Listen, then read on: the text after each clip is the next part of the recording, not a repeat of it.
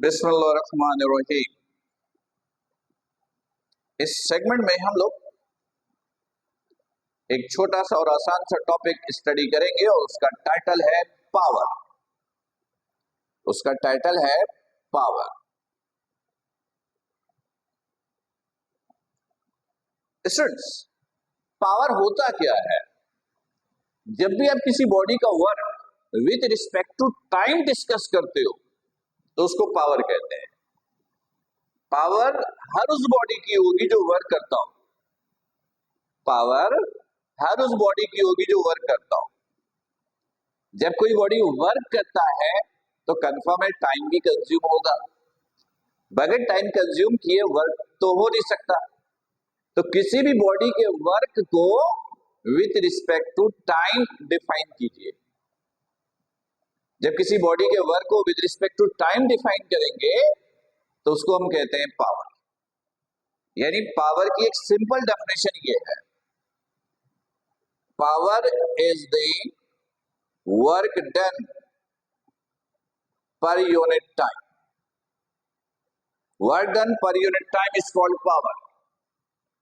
Rate of doing work is called power. Work done per unit time is called power. Rate of doing work is called power. कोई भी definition करना चाहें करें।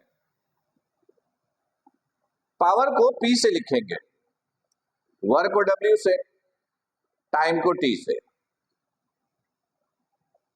ये power का पहला फॉर्मूला सही है।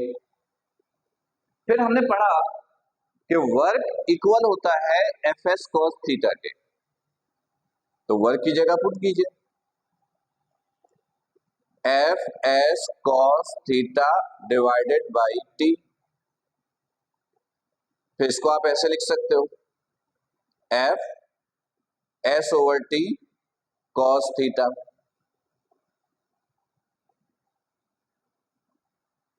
S ओवर T ये बराबर होता है वेलोसिटी के। ये बराबर होता है वेलोसिटी के। तो P is equal to F S over T, ये बराबर हो जाएगा वेलोसिटी के। This is cos theta, FV cos theta. ये पावर का दूसरा फॉर्मूला। अच्छा, यहां पे एक छोटा सा पॉइंट ये बता दूं कि डॉट प्रोडक्ट में हमने पढ़ा था A डॉट B बराबर होता है AB cos थीटा के। A डॉट B बराबर होता है AB cos थीटा के। तो FV cos थीटा को आप ऐसे भी लिख सकते हो, F डॉट V। तो यहां से पावर की एक और डेफिनेशन बनती है, power is the dot product between force and velocity. Power is the dot product between force and velocity. ये पावर की एक और डेफिनेशन है। चलिए इसको भी हम एक फॉर्मूले का नाम दे देते हैं, नंबर 3। फिर मैंने कहा equation 1 can be written as, equation 1 can be written as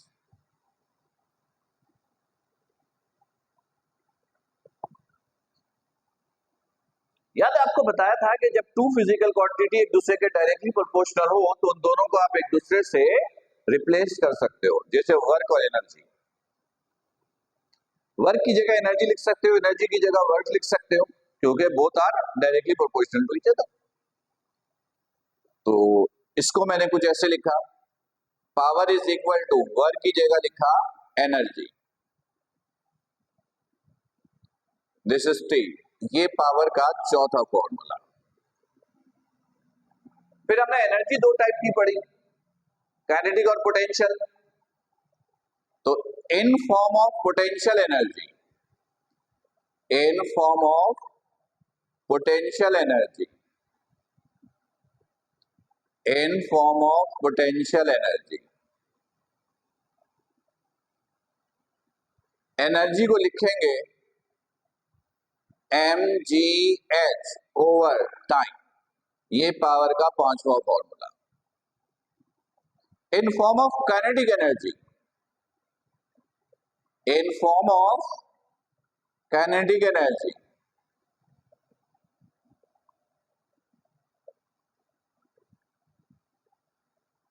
energy की जगह लिखेंगे half mv², this is T.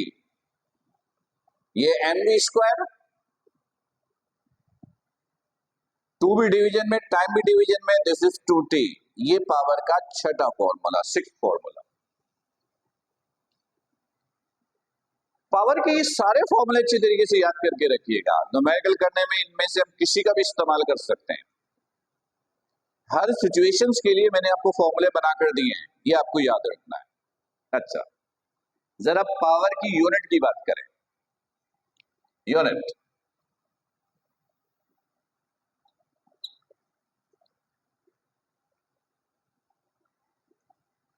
इधर देखिएगा,